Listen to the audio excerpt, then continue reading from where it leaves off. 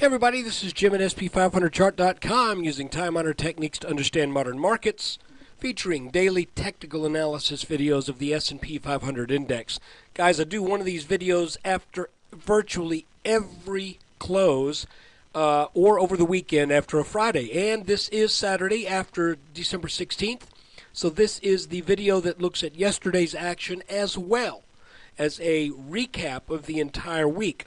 This is free to subscribers and non-subscribers alike. If you want to get the daily videos delivered every day right after the close, you'll need to subscribe. But don't worry, it's cheap. Check it out at sp500chart.com. I want to remind you that this the website and this video are for educational purposes only. Nothing stated at the site or in this video is intended to be used as investment advice. I can draw lines on charts, but you have to draw your own conclusions from your own research. And you got to make investment decisions that are suitable for you and your personal financial situation. Almost couldn't get that out. I am not a licensed financial professional. I'm just a guy who draws lines on charts. So looking here now at a 5-minute chart, we made a call actually 2 days ago on the 14th, and I'll talk a little bit more about this in the weekly recap. But the idea was that I had a target of about 1230 for the S&P 500, and interestingly enough, I thought that it might get hung up at 1228. And so based upon that, I had made a long trade right back on the back test of this little orange line. Went ahead and held it overnight, and by golly, I woke up to my 1228 and actually sold it at 1227 when I saw that it looked like it was going to stop at that 1228 line. Of course, the market backed up and then went up and actually made almost exactly what the target was at 1230. So where did we get that 1230 from? Well, we got it from this baseline down here at about 1210, and then this little triangle, kind of a bottom here. You may say that this is a double bottom, a very, very small double bottom, but I didn't really see it that way. I saw it more as a little triangle that was near the bottom of this trend line, this green line right here. And one of the reasons I felt pretty good going long here was the fact that when we actually dipped down under this green support line in this descending trend, that looked kind of like a little climax selling, and that looked like it would probably lead to at least some strength.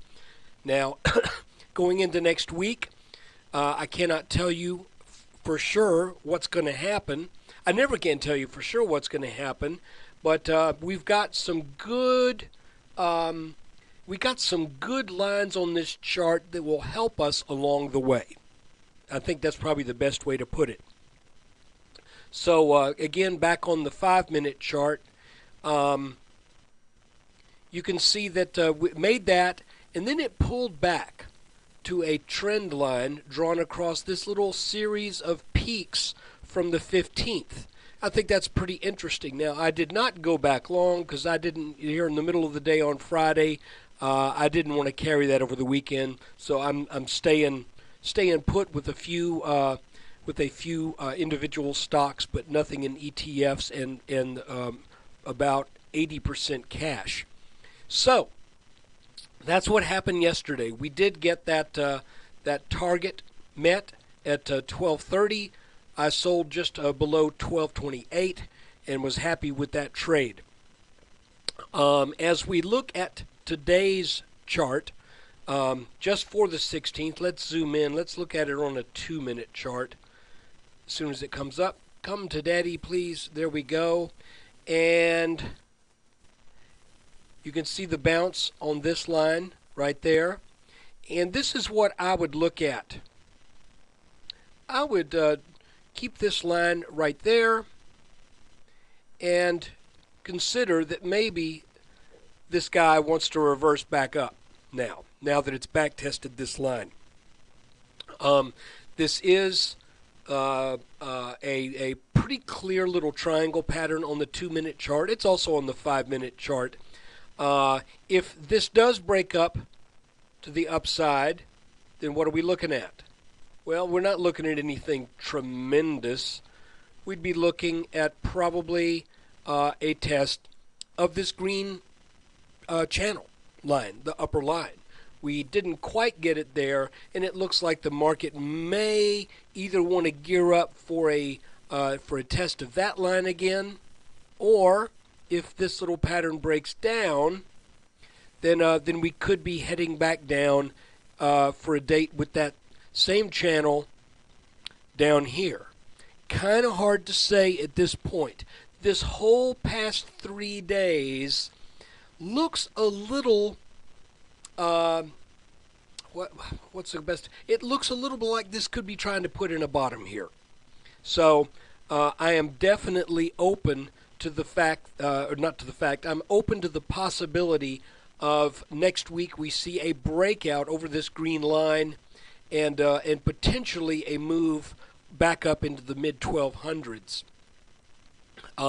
Now, so that's kind of where we stand for what it looks like on Friday. What I would look at this 1210 line.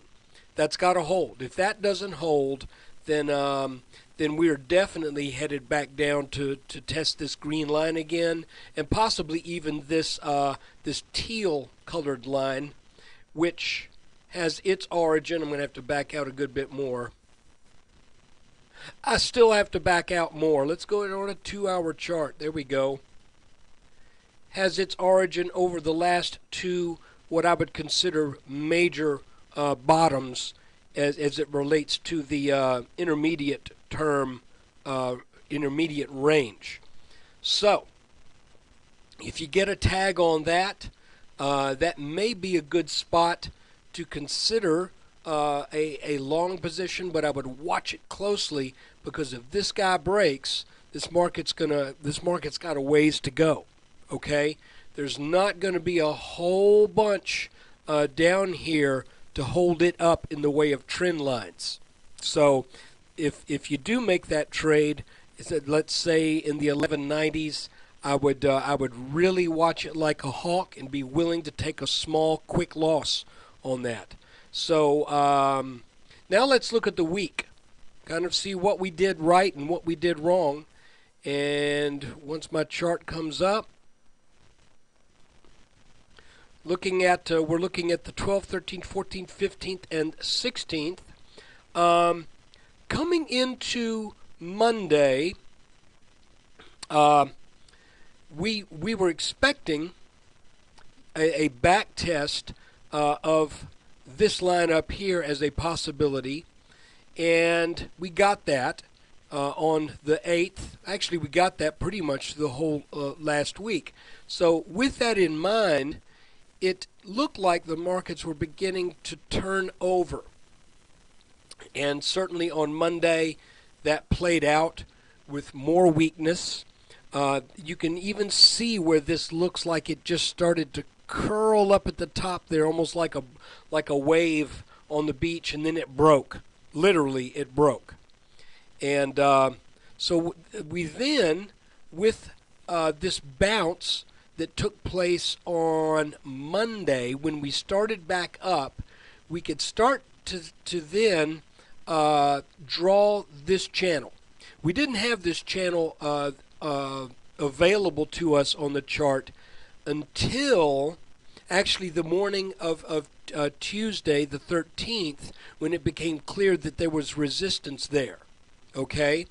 We did have this bottom line, I believe, when we entered the this low area on Monday. So we were doing pretty good with the calls. When we got to the 13th and we tagged this line, you could see it was clear that the market was probably going to head lower, which it did actually through the latter part of the day on the 13th. Probably the strongest call, though, was this little pattern that developed on the 14th, seeing that as a turnaround point for the S&P to head back up to that 1228, or actually specifically that 1230 area. So, like I said, going into Monday, it was hard to tell whether this market would plow back up and maybe test that 1266 line again. But so I stayed away from that call, but it was certainly a possibility. Instead, we got more Europe news in, and the market got slammed down. Like I said, the good news is that we now have some pretty strong chart features that will help guide us through the next week, and starting with the 19th, and that will be a short week. So look, that's kind of what's going on with the markets. It's what's going on with the S&P, and in the long run, as we look at a daily chart, I just want to remind you that I have identified two critical lines, and I want you to understand this. I mentioned this in another forum somewhere, and a guy, kind of a smart aleck, said, "So you're saying the market's either going to go up or down?" That's brilliant. No, that's not what I'm saying. What I'm saying is, if the market can break over this red line right here, this bull run will likely resume, and we head up to the mid 1500s. Okay, but if this blue line down here breaks, then we're going to head down in all likelihood to the high 800s. Okay, that's what I'm saying. So it's not just saying that the market will go up or down from here. We're making little calls as these channels and things develop on the 5-minute chart. But when you back up from this chart and you take a long look at it, that's what I'm talking about. I'm talking about a long-term perspective on what will likely happen if this line breaks to the upside or if this line breaks to the downside. So this is a line in the sand right here for the bulls.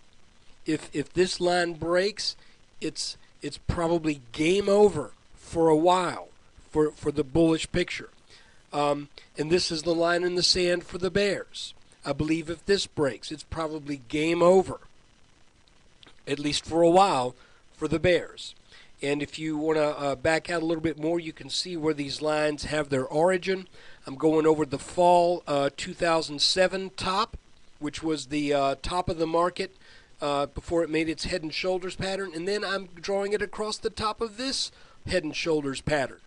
So two things would happen if we get over this line. We get over that long-term line over these last two tops. We also will have overcome the damage done by this small, well, I say small, it's not small, it's about 7 months long, but we will undo the damage done by this head and shoulders top that formed through most of 2011.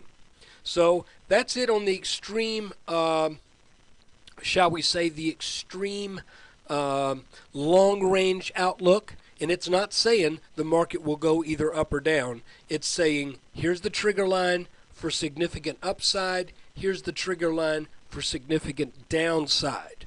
And as luck would have it, we are smack dab in the middle of this, of what appears to be something of a triangle pattern. Now, I want to remind you that this whole thing right here, this rally on the left side, this rally here, and so far what we see on this right side looks suspiciously like what we had right here. So it is possible in the big picture that we are forming a huge head and shoulders pattern, and that would be something you definitely need to keep an eye on. And this line right here that I pointed out would be the neckline to that pattern should the market come down and start to retest this line again.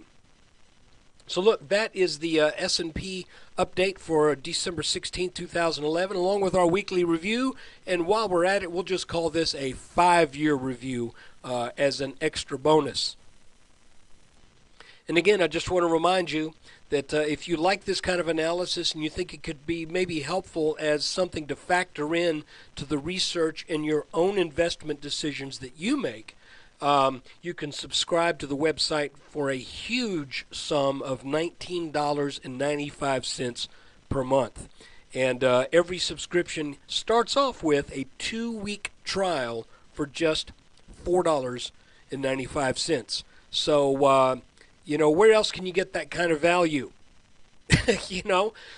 So look, check it out, sp500chart.com, where we use time-honored techniques to understand modern markets. Appreciate you watching this video today, and consider popping on over and checking out that subscription. Thanks.